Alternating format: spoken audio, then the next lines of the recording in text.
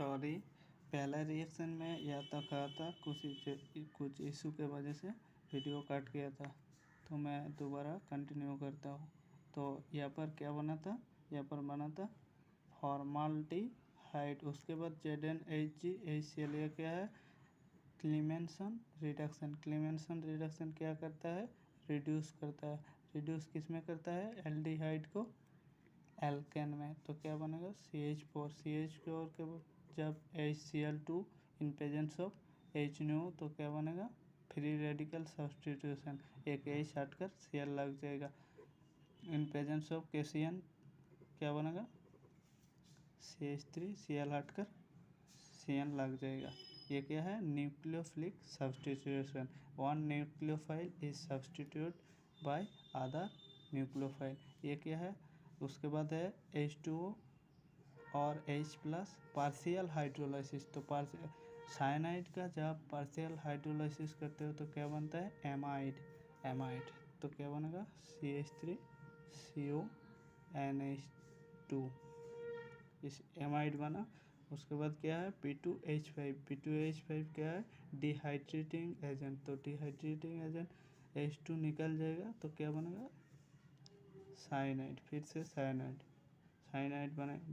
बन गया साइनाइड। उसके बाद है H2O H+ कॉम्प्लेट हाइड्रोलाइसिस। तो क्या बनेगा, साइनाइड का एसिड बनेगा। ये बन गया एसिटिक एसिड। उसके बाद है NaHCO। CO क्या है, डी कार्बोक्सिलेशन। ये रिएक्शन का नाम है क्या है, सोडा लाइम डी कार्बोक्सिलेशन। तो सोडा लाइम डी कार्बोक्सिलेशन में क्या होता है, CO2 निकल जाता है और क्या बना, CH4 मीथेन बन गया। उसके बाद कंटिन्यू करता हूँ, CH4 in presence of Cl2H, तो क्या बनेगा, CH3Cl। उसके बाद है बेंजीन AlCl3। ये क्या है, एक इलेक्ट्रॉन डेफिशिएंट स्पीसीज। तो इलेक्ट्रॉन डेफिशिएंट स्पीसीज क्या करेगा, इस सेल को अपने तरफ खींच लेगा और यहाँ पर CH3 कार्बोकेटाइन बनेगा। तो इस रिएक्शन का नाम क्या है, फ्रीडेल क्राफ्ट एल्काइलेशन। तो क्या बनेगा, यहाँ पर CH3 है, यहाँ पर ये बना CH3Cl, और यहाँ पर बेंजीन है। तो सिंपल सा बेंजीन एक न्यूक्लियोफाइल है, न्यूक्लियोफाइल पर कौन ऐड होगा, इलेक्ट्रोफाइल CH3। तो क्या बनेगा, टोलुइन को जब KMnO H+ के साथ ट्रीट करोगे तो क्या बनेगा, एसिड, बेंजोइक एसिड को जब हीट करेगा तो क्या बनेगा, एमाइड, CH3CONH2। उसके बाद इसको जब रिडक्शन करोगे तो क्या बनेगा, एक एमाइड। उसके बाद इसका LiH4 क्या है, स्ट्रॉन्ग रिड्यूसिंग एजेंट क्या करता है, कार्बोनाइल ग्रुप को एल्केन में कन्वर्ट कर देता है। तो CH2NH2 बना। उसके बाद यहाँ पर यह बना था लास्ट प्रोडक्ट। यहाँ पर 20 से फिर से स्टार्ट करते हो, CH2NH2 in presence of HCl। तो इसका इंटरमीडिएट क्या बनता है, HNO2। तो सिंपली NH2 हटाकर क्या लगा देना है, OH। PCC क्या है, माइल्ड ऑक्सीडाइजिंग एजेंट। तो माइल्ड ऑक्सीडाइजिंग एजेंट क्या करेगा, अल्कोहल को एल्डिहाइड में कन्वर्ट कर देगा।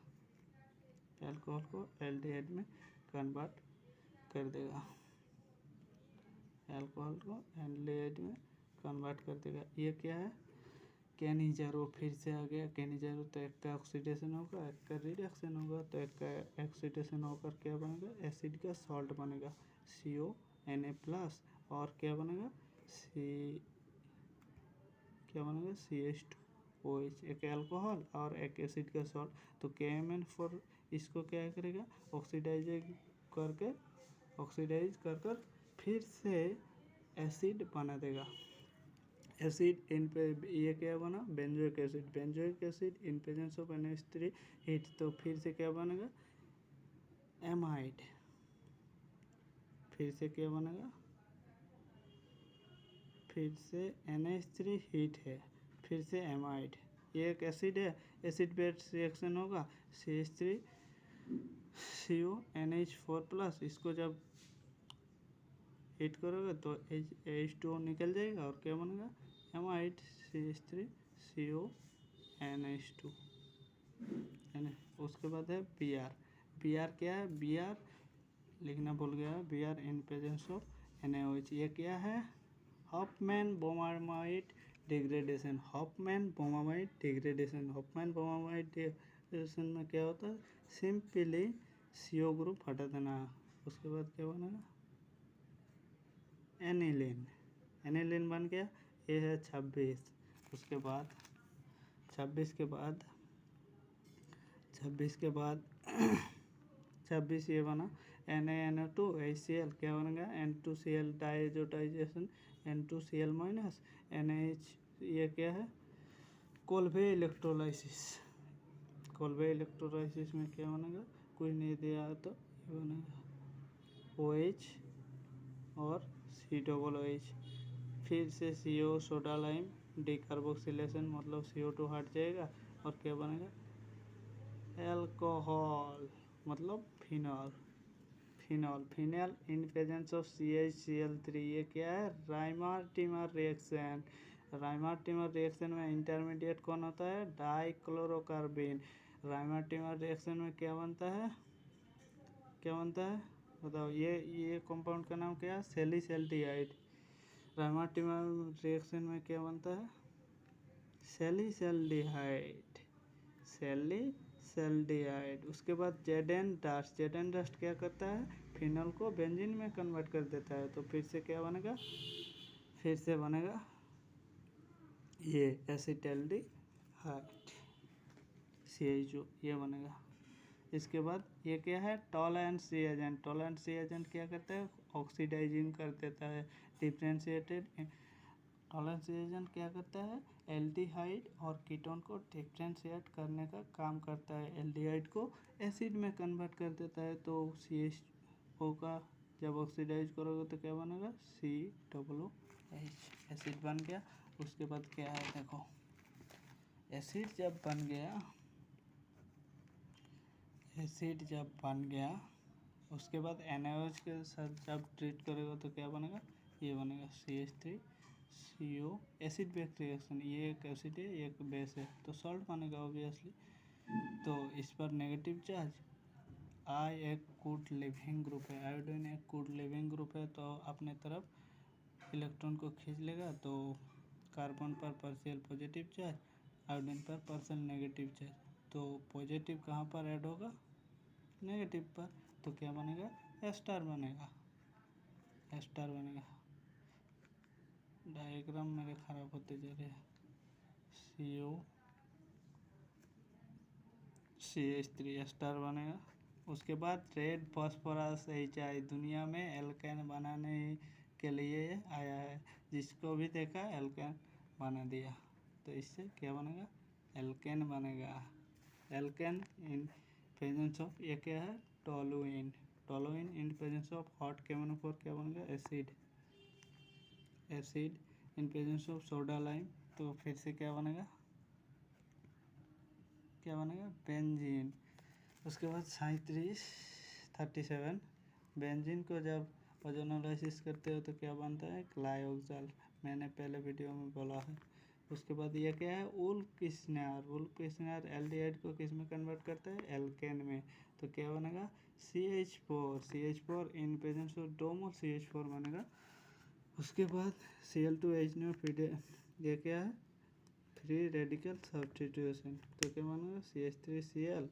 उसके बाद इसको जब एक्वस NaOH के साथ ट्रीट करोगे तो वो Cl हटकर OH माइनस लग जाएगा, न्यूक्लियोफिलिक सब्स्टिट्यूशन रिएक्शन। तो सिंपली CH3OH PDC क्या है माइल्ड ऑक्सीडाइजिंग एजेंट। तो क्या बनेगा CH3CHO बन गया। ये क्या है 42 के बाद 42 क्या बना CH3CHO। इसको जब डाइल्यूट NaOH के साथ ट्रीट करोगे तो क्या बनेगा डाइल्यूट NaOH। ये क्या है एक एल्डोल कंडेंसेशन। यहाँ पर हीट नहीं दिया है तो आप पानी नहीं निकल सकता है, यहाँ पर सिर्फ बिना पानी निकल कर प्रोडक्ट लेना है तो क्या बनेगा, बीटा हाइड्रोक्सी कार्बोनिल। तो बीटा हाइड्रोक्सी कार्बोनिल, यहाँ पर beta hydroxy carbonyl, beta hydroxy carbonyl बन गया। उसके बाद रेड फॉस्फोरस एल्केन बनाएगा तो क्या बनेगा, CH3, अच्छे से देखो, CH3 CH2 CH2 CH3। उसके बाद क्या है, Br2 एक एल्केन है, Br2 H न्यूक्लियर, तो Br कहाँ पर जुड़ेगा, जहाँ पर कार्बोकेटाइन स्टेबल होगा, कार्बोकेटाइन यहाँ पर स्टेबल होगा और यहाँ पर स्टेबल होगा, तो दोनों जगह जहाँ पर भी ऐड कर सकते हो। तो मैं यहाँ पर ऐड कर रहा हूँ CH3 CH2, Br लग गया। उसके बाद CH2 CH3। एल्कोहलिक केच क्या करता है, अल्फा का ग्रुप, ये अल्फा कार्बन है, ये बीटा, ये भी बीटा, अल्फा का ग्रुप बीटा का हाइड्रोजन और बीच में डबल बॉन्ड लगाता है। अल्फा का ग्रुप और बीटा का हाइड्रोजन और बीच में डबल बॉन्ड लगाता है, तो कौन सा प्रोडक्ट स्टेबल बनेगा, और इस केस में सैडजेप प्रोडक्ट स्टेबल बनेगा। यहाँ पर ये है हॉफमैन, ये है सैडजेप, तो इस तरफ डबल बॉन्ड आएगा, इस तरफ डबल बॉन्ड आएगा। तो देखो CH3 CH double bond CH3। तो इसको जब यहाँ पर देखो ओजोनोलाइसिस है, इसको जब ओजोनोलाइसिस करोगे तो क्या बनेगा, एको Zn है, मतलब रिडक्टिव ओजोनोलाइसिस। तो क्या बनेगा, क्या बना, एसिटल्डिहाइड, एसिटल्डिहाइड। देखो ये पर एसिटल्डिहाइड बन गया। उसके बाद I2 है, I2 ये क्या है, हेलोफॉर्म रिएक्शन। हेलोफॉर्म रिएक्शन में क्या करते हैं, CH3 इसको हटाकर, जब भी हेलोफॉर्म रिएक्शन कब होता है, जब भी ऐसा ग्रुप रहे, ऐसा ग्रुप या CH3 CH ऐसा ग्रुप जब मिले in presence of iodine base, तो क्या करना है, सिंपली H हटाकर I लगा देना है, I मतलब हेलोजन लगा देना है। CHI3 बना, यहाँ पर CH3I3 बना। उसके बाद इसको जब CHI3 को जब Ag और हीट के साथ ट्रीट करोगे तो क्या बनेगा, एसिटाइलिन।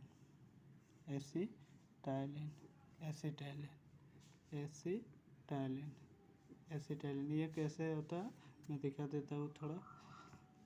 CH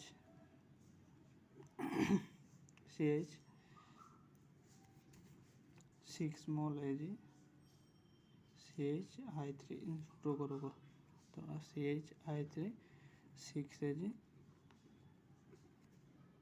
ऐसा CHI3, ऐसा 3 I लग जाएगा, ऐसा 3 है, यहाँ पर भी I, यहाँ पर भी I, यहाँ पर भी I, और यहाँ पर फिर से CH, तो बीच में से 6 AgI निकल जाएगा और क्या बनेगा,